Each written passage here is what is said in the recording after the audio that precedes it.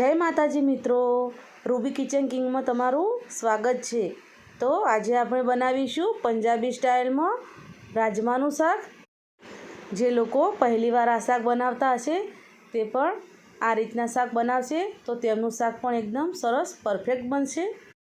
અને આજે આપણે રાજમા એક સ્પેશિયલ મસાલા સાથે બનાવીશું, એટલે તેની ગ્રેવી અને રાજમાનો લુક અને એકદમ તેનું ટેક્સચર સરસ આવે અને જ્યારે તમે ખાઓ ત્યારે તમને લાગે જ નહીં કે તમે આ રાજમા ઘરે બનાવે છે, જાણે હોટલમાંથી મંગાવ્યા હોય એ રીતના જ તમારા રાજમા બનશે।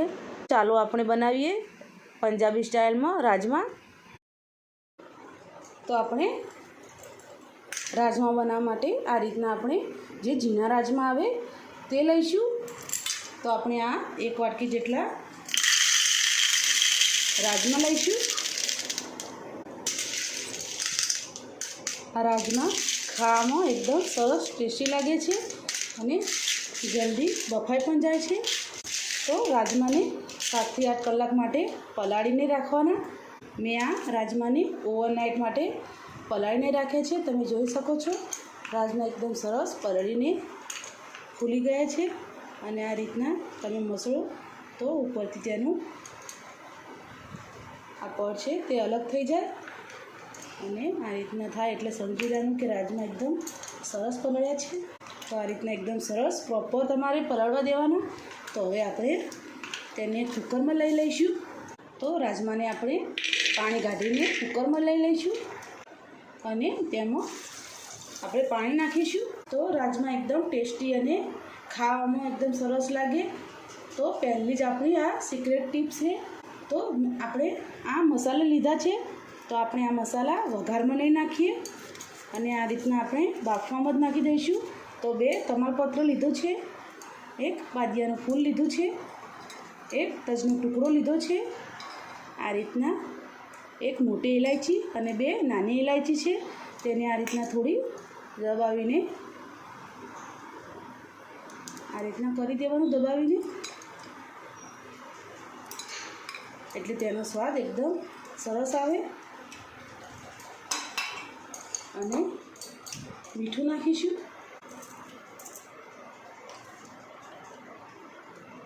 તો આપણા આ મસાલાથી રાજમાની અંદર એકદમ સરસ સ્મેલ આવશે અને હોટલોમાં જે રીતના રાજમા મળે છે તેમ રાજમાના એક દાણાની અંદર આ સ્મેલ બેસી જશે, એટલે જ્યારે આપણે શાક બનાવીશું ત્યારે એકદમ સરસ શાક બનશે અને જ્યારે બાઈટ ખાઈશું આપણે રાજમાનું તો એકદમ સરસ એવું મસાલાવાળું શાક બનશે।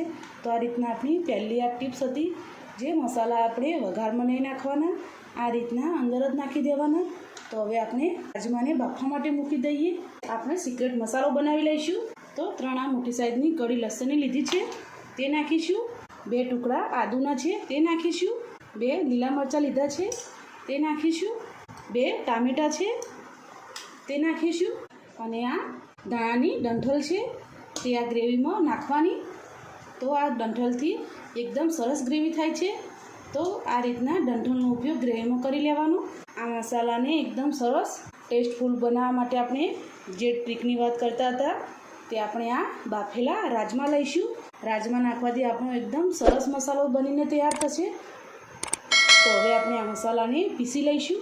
તો આપણે મસાલાને ખોલી લઈએ। મસાલો બનીને તૈયાર થઈ ગયો છે, વઘાર કરી લઈએ। તો આપણે એક મોટું વાસણ મૂકી દીધું છે ગેસ ઉપર। તો તેની અંદર આપણે તેલ નાખીશું। રાજમાની અંદર થોડું વધારે તેલ નાખશો તો એકદમ સરસ રાજમા લાગશે। તો આપણું તેલ થઈ ગયું છે। આપણે જીરું નાખીશું 1 ચમચી જેટલું અને અડધી ચમચી જેટલી હિંગ નાખીશું। તો આ એક મીડિયમ સાઇઝની ડુંગળીને ચોપ કરી લીધી છે તો આપણે તે નાખીશું। તો ડુંગળીને બરાબર સાતળવા દેવાની। તો આપણી ડુંગળી એકદમ સરસ લાલ પડતી થઈ ગઈ છે, તમે જોઈ શકો છો। તો હવે આપણે જે સિક્રેટ મસાલો બનાવ્યો હતો તે નાખી દઈશું અને બરાબર મિક્સ કરી લઈશું। તો મસાલાના ઉપર તેલ છૂટું પડે ત્યાં સુધી મસાલાને આપણે સાતળશું।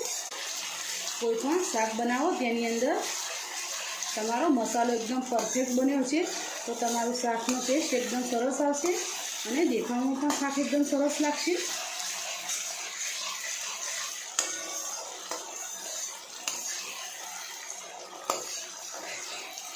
તો ફક્ત 2 જ મિનિટમાં આપણો મસાલો સંતળાઈને તૈયાર થઈ ગયો છે અને તેલ તો એકદમ સરસ છૂટું પડી ગયું છે।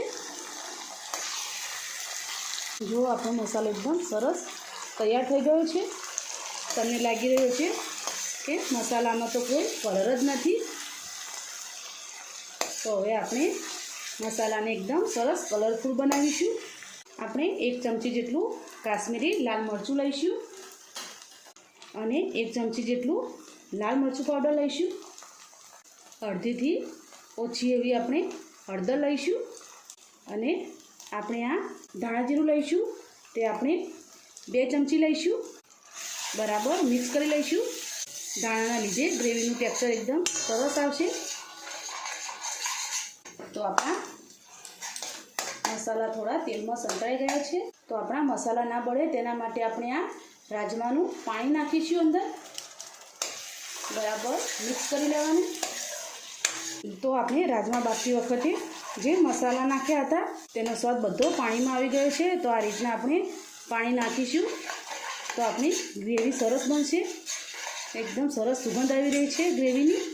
તો આપણી ગ્રેવી બનીને એકદમ સરસ તૈયાર થઈ ગઈ છે અને તેલ પણ એકદમ સરસ છૂટું પડી ગયું છે।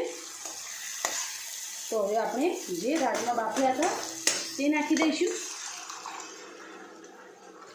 તો આપણે બરાબર મિક્સ કરીને શાકને 5-1 મિનિટ માટે ઢાંકીને થવા દઈશું। તો 5 મિનિટ પછી આપણે ચેક કરી લઈએ।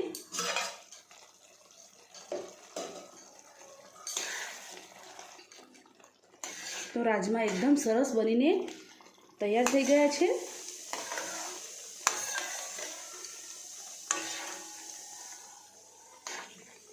એકદમ સરસ આ રીતના જ આપણે રાજમા બનાવવાના છે। તો તમે જોઈ શકો છો એકદમ ગ્રેવી પણ સરસ બની છે। તો હવે તેની અંદર આપણે આ ગરમ મસાલો નાખીશું અને થોડી કસૂરી મેથી આપણે નાખીશું। પંજાબી શાકમાં કસૂરી મેથી વગર તો શાક એકદમ ફીકું ફીકું લાગે। બરાબર મિક્સ કરી લઈશું। એટલી સરસ સુગંધ આવી રહી છે। મેં આ રીતના એક વખત રાજમા ચોક્કસથી બનાવજો। તો તમારે પરાઠા કે નાન કે રોટલી સાથે ખાવા હોય તો તેની ગ્રેવી આ રીતના રાખવાની અને તમારે તો રાઈસ સાથે થોડી ગ્રેવી પતલી કરવાની, કારણ કે તેની અંદર પતલી ગ્રેવી સારી લાગે છે। તો આપણે રાજમા ઉપર એકદમ સરસ સ્પેશિયલ તડકો કરીશું। તો આપણે તડકા માટે આ રીતના એક વઘાર્યું લઈ લઈશું અને તેની અંદર આપણે 1 મોટી ચમચી જેટલું ઘી નાખીશું। તો ઘીથી આપણે તડકો કરીશું તો એકદમ સરસ ફ્લેવર આવશે ઘીની। તો આપણું ઘી ગરમ થઈ ગયું છે, તેની અંદર આ રીતના ઊભા 2 મરચાં કટ કરીને નાખવાના, કાશ્મીરી લાલ મરચું નાખીશું। તો આપણો તડકો બનીને તૈયાર થઈ ગયો છે। તો આપણે તેને રાજમા ઉપર નાખી દઈશું।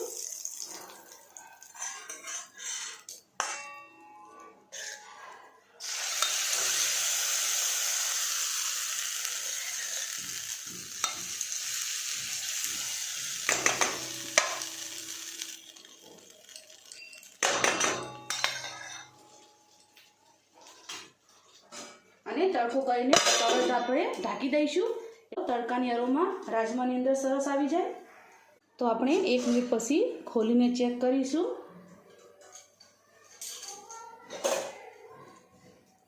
તો એટલી સરસ સ્મેલ આવી રહી છે, તમે જોઈ શકો છો। છેલ્લે આપણે ધાણા નાખી દઈશું। તો આપણા રાજમા તૈયાર થઈ ગયા છે, તમે જોઈ શકો છો। એકદમ સરસ તેનું ટેક્સચર અને ગ્રેવી એકદમ સરસ બની છે। રાજમાને આપણે સર્વ કરી લઈશું। એકદમ સરસ પ્રોપર આપણી ગ્રેવી બની છે। પંજાબી સ્ટાઇલમાં આપણા રાજમા બનીને તૈયાર થઈ ગયા છે। તો હું તમને નજીકથી બતાવું કે આપણા રાજમા એકદમ સરસ બન્યા છે।